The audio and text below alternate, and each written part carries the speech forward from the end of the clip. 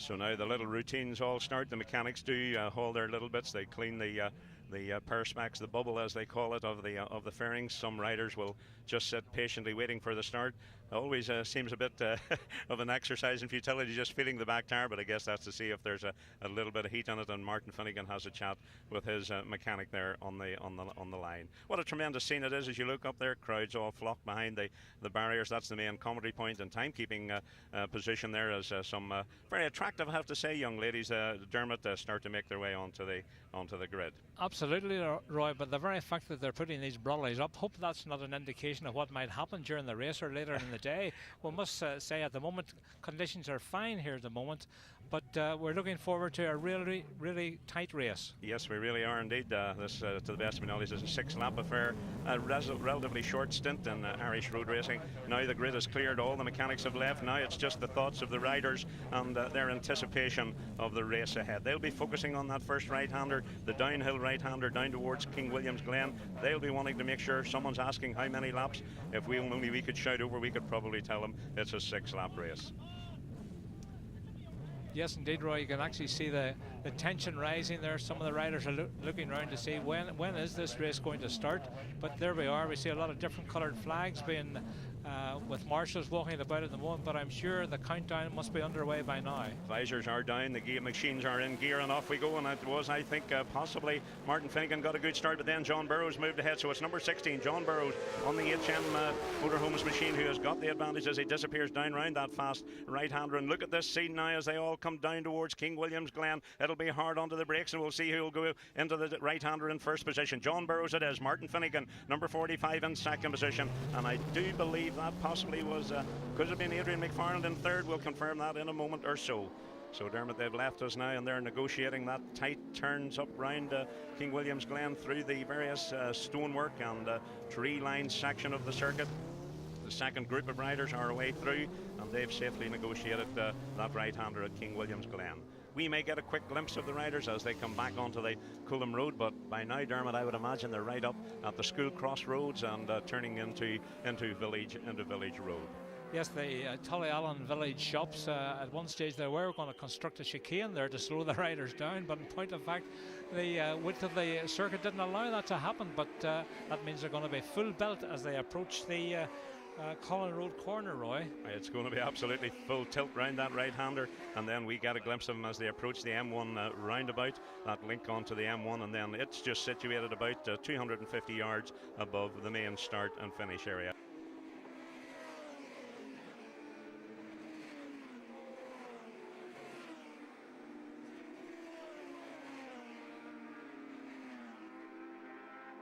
It's Martin Finnegan, John Burrows, and then is that the number 9 machine of Conor Cummings? It is indeed, I believe, Dermot, in third position.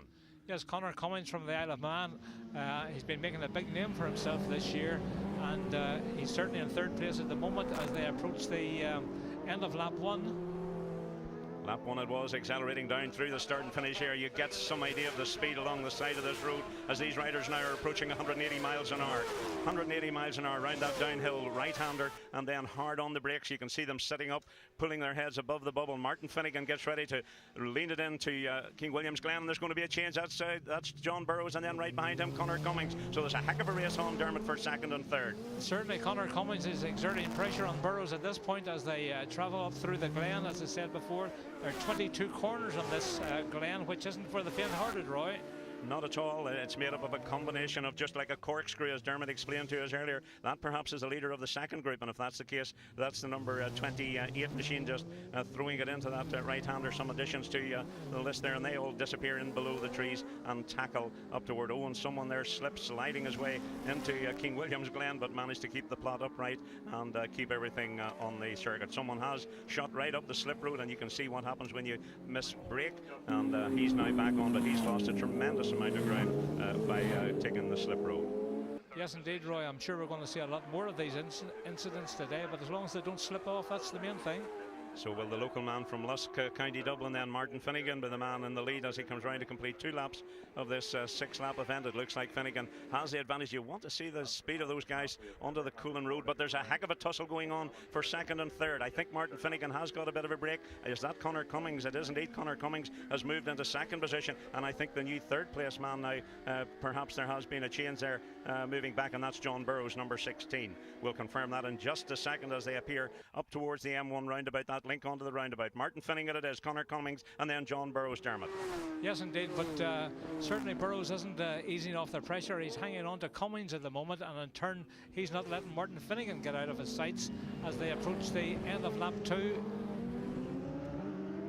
Lap 2 out of 6 it is, and it's Finnegan, and catching up on Finnegan I think a little bit is number 9 Conor Cummings. So Conor Cummings maybe closing the gap ever so slightly. John Burrows maybe just dropping off on that second run, but you can never ever discount the big tall man from Dungannon, of course, John Burrows. Back into King William's Glen once again. This is look at Finnegan sliding. Is he going to be able to tip it in to the right-hander without losing any time? He does. Martin Finnegan leads into King William's Glen. Second position, number 9 Conor Cummings, and then it still was John Burrows. We're just trying to pick up the 4th place man, but he just got out of focus there. It was one and possibly one of the JD Yamahas. It could perhaps have been John Donnan on the JD Yamaha. Well, of course, Martin Finnegan is a man of vast experience compared to Conor Cummings, but you must give this man Cummings, 21-year-old from Ramsey in the Isle of Man, his due. He's been appearing at all sorts of places this year and making a huge impact on the sport, but it's Finnegan at the moment, Roy. Yes, no real local advantage here because this is a brand new circuit. Last used some 40 years ago in 1965 was the last time that we had an event at this Tullyallen part of the world in County Louth. We're still just on the border of County Louth, and first time to run this Boyne 100 road race in this historic part of the world. The Boyne and King William and all sorts of things associated with this. Bit of a tourist attraction. There's the Danjean Supporters Club, the Motorcycle Supporters Club being illustrated there. They're sponsoring one of the races and tremendous enthusiasts in the sport of road racing in the south of Ireland. And as the sun comes out, it's still Finnegan leading the way from Cummings, but John Burrows won't be too far away either, Roy. Yes, Martin Finnegan has that advantage. It's quite a slender advantage, possibly about a 25-metre advantage. Finnegan has the local rider from Conor Cummings from the Isle of Man. Number 45, Martin Finnegan leads onto the M1 roundabout, that little bit of the section. Number 9, Conor Cummings, and then it is number 16, John Burrows from Dungannon in the north of Ireland in 3rd position.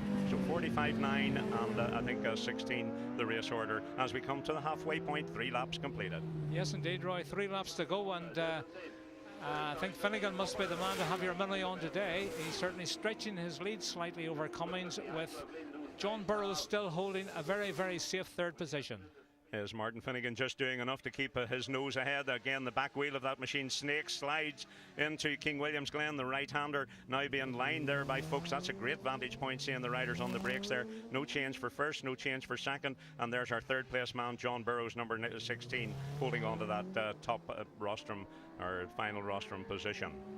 Yes, John Burrows seemed to be taking things rather calmly through the entrance to the Glen there, but he'll be in full control when he goes up through that 1 mile section, Roy. Absolutely. Stephen Mulvena was another rider we got a shot of there, number 22. Look at that, Dermot. Someone dived up the inside of another rider going round that right-hander at 180 miles an hour. Good grief. Not for the faint-hearted. And I believe it was these two guys that were doing the passing there. Number 38, that was Derek Bryan. And what a brave move that was, if that was indeed Derek Bryan.